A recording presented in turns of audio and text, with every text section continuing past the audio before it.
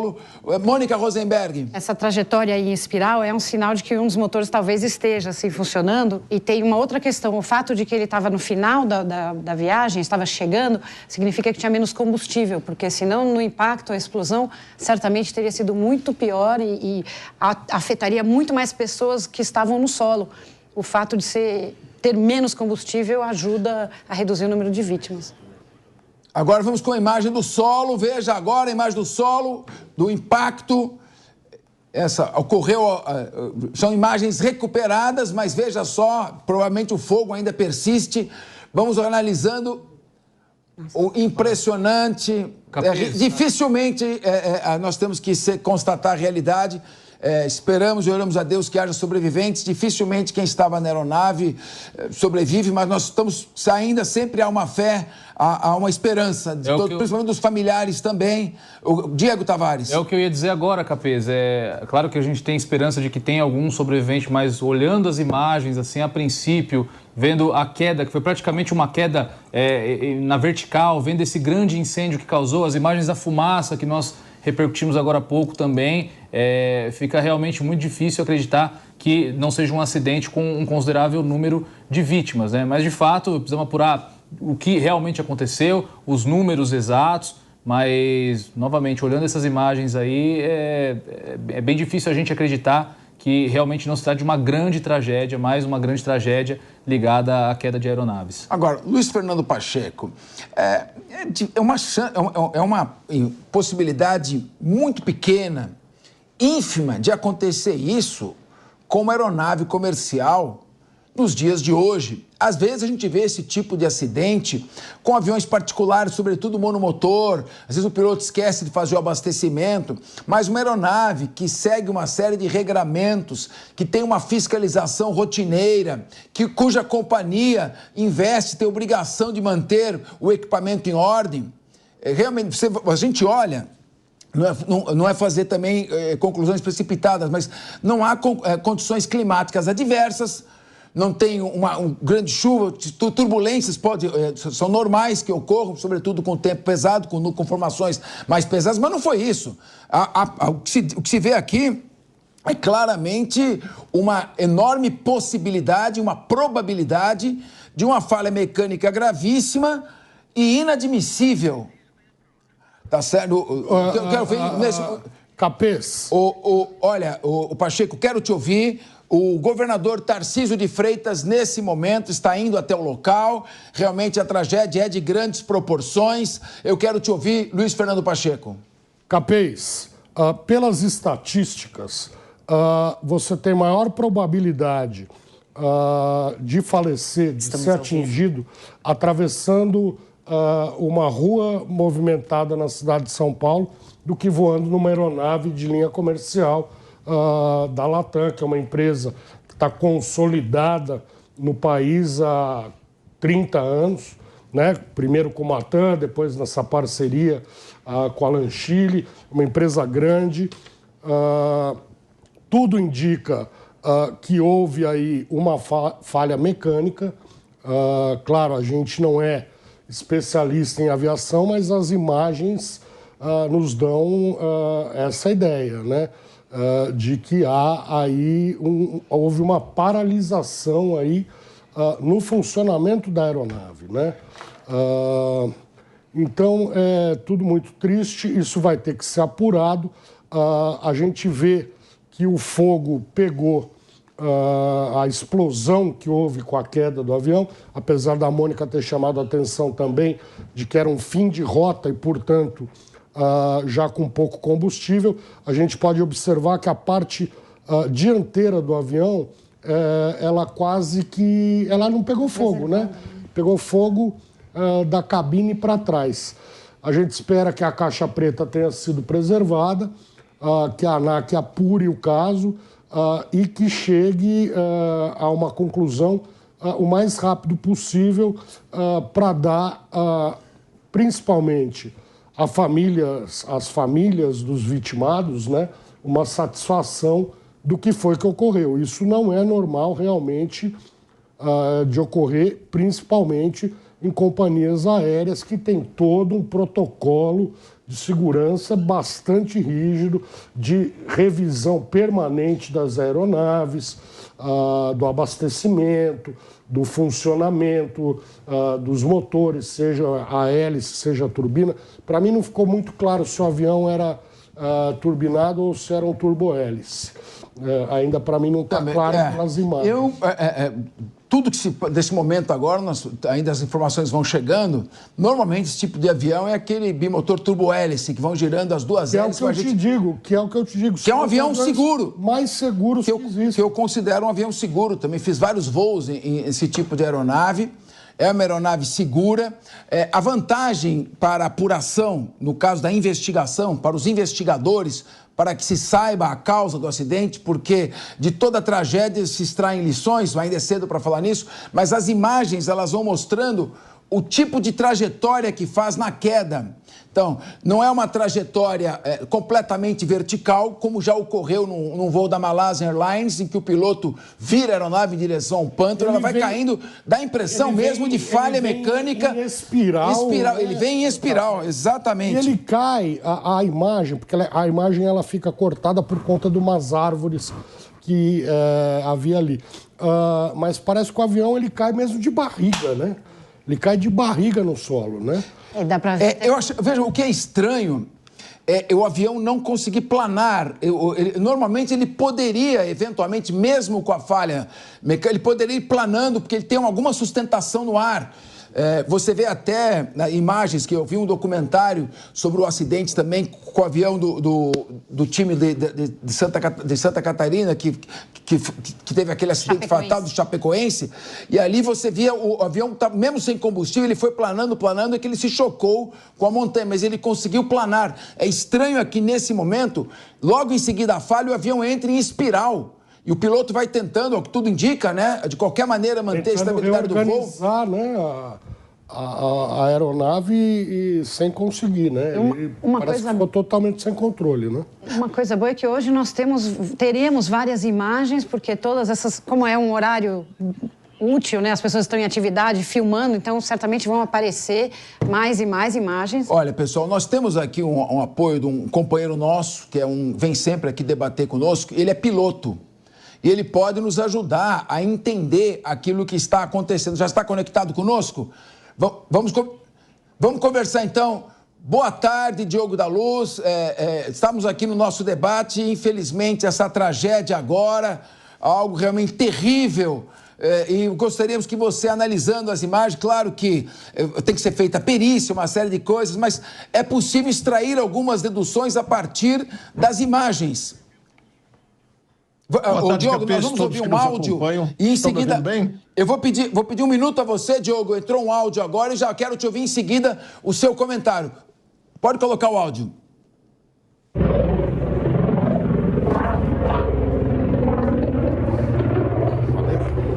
Tá. Então, aqui acompanhando as imagens, veja o áudio. Pariu. Vamos ouvindo. Repita o áudio, por favor, para a gente poder... Puta que o pariu, velho. Eu vou me silenciar para ouvirmos. Já estamos com imagens agora, imagens do solo, os destroços da aeronave.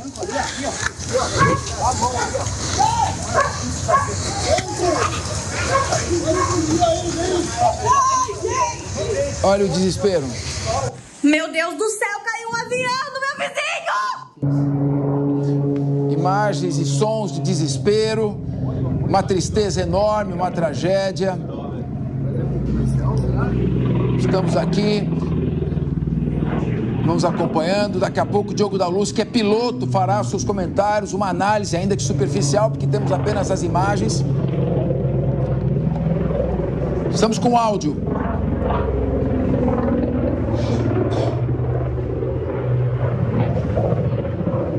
E aí voltamos, lamentável. Diogo da Luz, você viu, o que podemos extrair? Claro que é muito cedo, mas a trajetória que o avião faz, ela não é completamente vertical, cai em parafuso, não tem sustentação, estranho, ele não conseguiu planar. Qual a sua análise pela experiência que você tem, empírica, experiência de piloto, na análise destas imagens?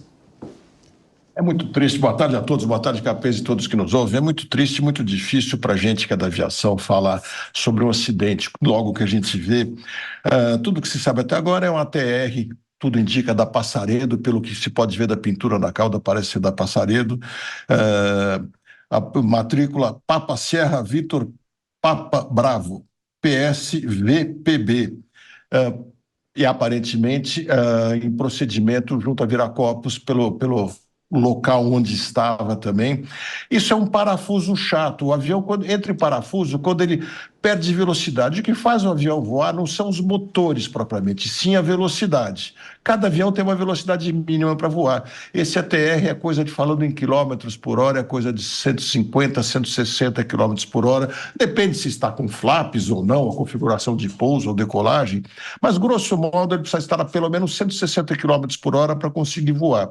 Quando ele perde velocidade, as razões podem ser diversas, ele perde a condição de voar e ele pode perder essa sustentação primeiro numa asa e depois na outra. Quando ele perde primeiro numa asa, ele entra num parafuso invertido e nesse caso ele está, ao que parece, num parafuso chato. Para certas aeronaves é quase impossível, para outras é absolutamente impossível sair de um parafuso chato, a não ser que você tenha muita altura, que você precisa ganhar velocidade e nesse movimento que ele vem girando assim, os comandos de flap, de aileron, de profundor, de leme, não atuam, porque como não há ação do vento sobre ele, o piloto pode pisar no pedal contrário ao sentido que ele está virando, que atrito com o ar para ele virar para o outro lado e fica uma coisa praticamente impossível de sair.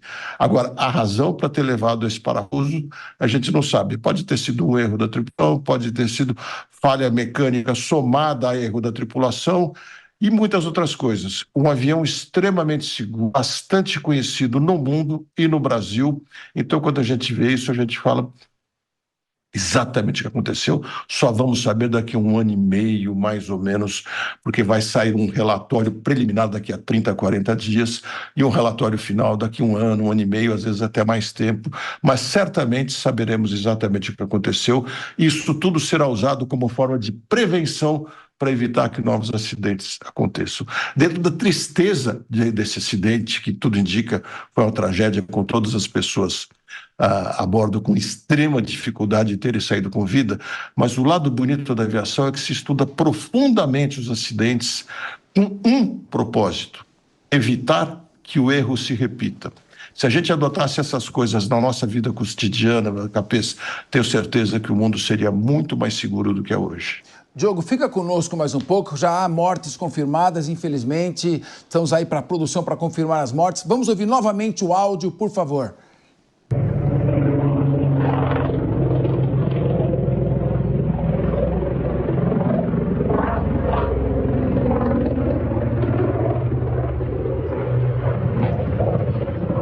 Puta que pariu. Caiu. Puta que pariu, viado. Cuidado de explodir, meu. Cuidado. Tá vindo já. Não tem o que fazer.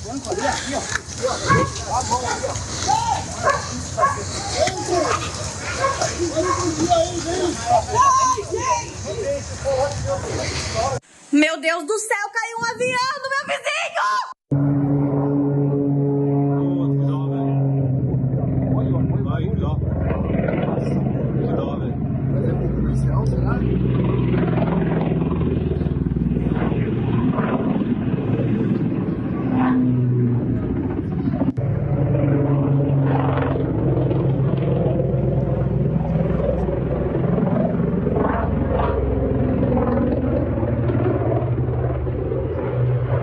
E daqui a pouco virão novas imagens, tá? Nós temos mais... Temos mais imagens daqui a pouco. Pariu, viado. Fernando Capês, ressaltando mais uma vez que não somos especialistas na matéria, mas o que a imagem com o som agora nos dá a entender nesse primeiro momento é que os motores estavam em funcionamento, né? Pelo menos não, ao que parece, há um barulho aí de funcionamento de motor, funcionamento errado que seja, mas parece que não houve uma pane, parece que não houve uma trava no funcionamento dos motores da aeronave. Claro, como disse o nosso Diogo da Luz, a perícia é muito bem feita, muito bem estudada, sairá um laudo preliminar, depois um laudo conclusivo. Foi assim na tragédia de Congonhas, né, nas duas tragédias que ocorreram. Olha as imagens, ô Pacheco, residências, pessoas que estavam em suas residências foram também surpreendidas, como você falou, Pacheco, pelo menos um dos motores estava em funcionamento. Diogo da Luz está conosco? Sim, estou aqui. Ô Diogo, você fala numa linguagem própria aí dos pilotos da aviação, no parafuso chato. Eu gostaria, em primeiro lugar, que você explicasse isso em termos fáceis de serem entendidos e o que pode ter causado esse tipo de queda nesse tipo de trajetória de parafuso chato. Você vê bem a minha imagem? Nós estamos com imagens de solo agora, estamos acompanhando primeiro imagens da residência. A minha imagem não aparece, né? Não. Agora sim, a sua imagem não aparece, nós estamos vendo o avião. A imagem que aparece é do avião caindo, no parafuso, como você descreveu. Não, senão eu iria lhe mostrar a maquetezinha de um avião para explicar. Mas o avião, o que acontece? Eu estou falando bem a grosso modo. Esse avião precisaria estar a pelo menos 160 km por hora, bem a grosso modo, tá? Para poder estar se sustentando nas asas, porque as asas que fazem ele voar de fato. Ele perde a velocidade, por razões que não se sabe, e a partir do momento que ele perde a velocidade, ele vai ou cair com uma das asas primeiro, e daí entrar num parafuso que é um pouco mais possível de sair, ou entrar nesse giro que ele vai fazendo, esse parafuso chamado chato, que faz ele não ganhar mais idade. Ele vem caindo quase como uma folha de papel, só que extremamente pesada. Então, se o piloto der o comando de leme contrário ou de aileron, que são aqueles dois elementos que tem na asa para fazer uma asa baixar e a outra levantar, e ele mudar essa atitude, como o avião está muito lento, girando, não tem atrito do ar com o leme, com os alerons. Então, os comandos não são obedecidos, porque os comandos só são obedecidos quando tem um atrito com o ar e aquele leme, o aileron faz o avião tomar o lugar. Mesmo tendo os motores, é muito difícil para alguns aviões e para outros é impossível sair de um parafuso chato a partir do momento que entre. Olha, a não ser que tenha muita altitude, uma altura muito grande do solo e que ele possa conseguir, com o motor contrário, dar potência suficiente para inverter